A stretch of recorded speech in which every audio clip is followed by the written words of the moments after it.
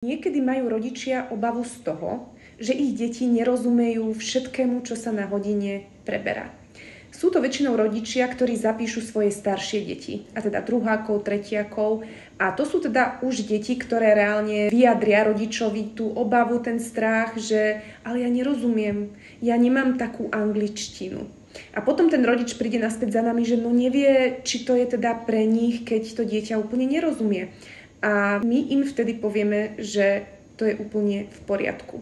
A keď k nám zahlásite obzvlášť staršie dieťa, tak je tam obdobie maximálneho nekomfortu, ktoré potrebujeme ustať.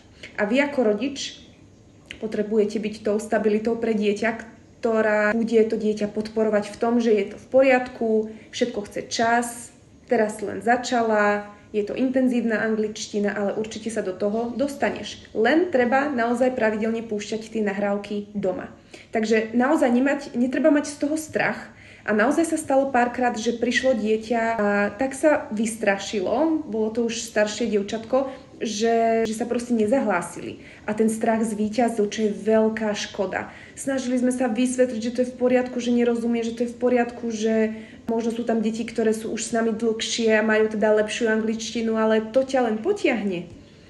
Takže počítajte s tým ako rodič, keď k nám prídete so starším dieťaťom, že tam bude zo začiatku možno frustrácia, možno nejaké strachy výjdu na povrch a nebude to úplne najkomfortnejšie, pretože dieťa nie je zvyknuté na to anglické prostredie, ktoré my vytvárame. A toto je tá nevýhoda, keď dieťa začína neskôr s angličtinou, že si už všetky tieto veci uvedomuje. Keď k nám príde 3-4-ročné dieťa, ktoré je tiež vlastne ponorené do toho anglického prostredia, tak nerieši, že či rozumie všetkému alebo nie.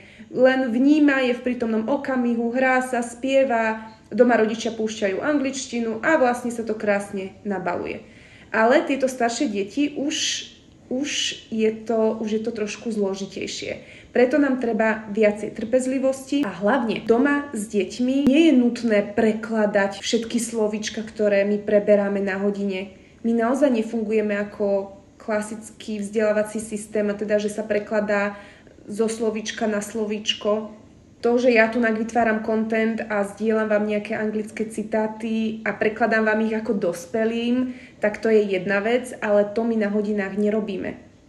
My všetko deťom komunikujeme čisto v angličtine, všetko majú v angličtine aj knihy, žiadne pokyny vlastne nie sú po slovensky. A to dieťa, keď bude počúvať tú angličtinu, keď si pozrie tú nahrávku, ktorú preberáme, lebo tá nahrávka je veľakrát nejaký príbeh, ktorý my vlastne preberáme na tej hodine. Takže je to nejaký príbeh, čiže to dieťa sa pozrie na tú rozprávku, vie si to zhruba zaradiť, samozrejme nepotrebuje všetkému rozumieť a potom teda na tých hodinách cez hry, cez aktivity pochopí a uchopí aj slovnú zásobu, aj gramatiku, aj výslovnosť a všetko, čo sa jazyka komplexne týka. Takže ako rodič v tomto bode potrebujete byť tou stabilitou pre to dieťa a naozaj ho ukludniť a podporiť na tej ceste, lebo keď tak spravíte, tak potom budete možno zažívať takú situáciu, že sa vás dieťa bude pýtať, že chce 2-krát chodiť na angličtinu do týždňa. Tak sa nám to stalo s jedným dievčatkom, že presne takto začínala trošku neskôr, bola v 2. alebo 3. triede a bol tam, veľmi sa necítila dobre na hodinách, lebo mala čo doháňať, bolo to náročné, ale po roku sa rozhodla, že bude chodiť 2-krát do týždňa, že bude chodiť aj na iný kurz, lebo si ona sama teraz vidí ten pokrok. Toto je zase úžasné pri tých starších deťoch, že oni vlastne keď začnú ako v podstate tweens, hej, 10-ročný, 11-ročný alebo ako tínedžeri a vidí ten pokrok, že wow, že tak pred rokom som vôbec nič nerozumela a teraz už presne viem, čo pani učiteľka hovorí, čo mám spraviť, orientujem sa už, vnímam už, čo sa deje a krásne vidí aj to samotné dieťa progres. Ale to všetko trvá. Nemôžeme očakávať, že zo dňa na deň sa naučíme po anglicky. Takže toto som tak chcela zdôrazniť, že stalo sa nám totiž, že niektorí rodičia nútili deti doma a prekladali si všetko, čo sme my vlastne mali v učebniciach a tým vytvorili taký odpor v tom dieťati, že sa ich snažili ako keby drillovať tú angličtinu doma a to vôbec nefunguje takým spôsobom. Tým pádom tie deti boli otrávené, My sme to sa snažili rodičom vysvetliť, že toto vôbec nie je nutné. Áno, ak je možno nejaké veľmi také slovičko, ktoré sa ťažko nejak vie vysvetliť, ako napríklad adventure, a to dieťa naozaj nejak nevie pochopiť, že čo to je, tak si môže preložiť nejaké termíny, ale nie je to nutné.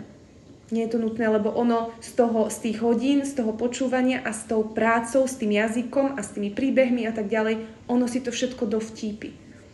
Takže tak. Takže ako rodič v podstate vy nesiete tú zodpovednosť za to dieťa. Aj čo sa týka týchto krúžkov, tak veľakrát vnímame, že rodičia sú dosť takí benevolentní a nám povedia, že moje dieťa sa rozhodlo, že nebude chodiť na angličtinu.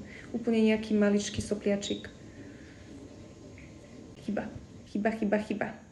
Deti rýchlo rastú, to okno toho nasávania sa prerastie a potom, ako vravím, je to náročnejšie. Je to možné dobehnúť, ale je to náročnejšie. Takže toľko.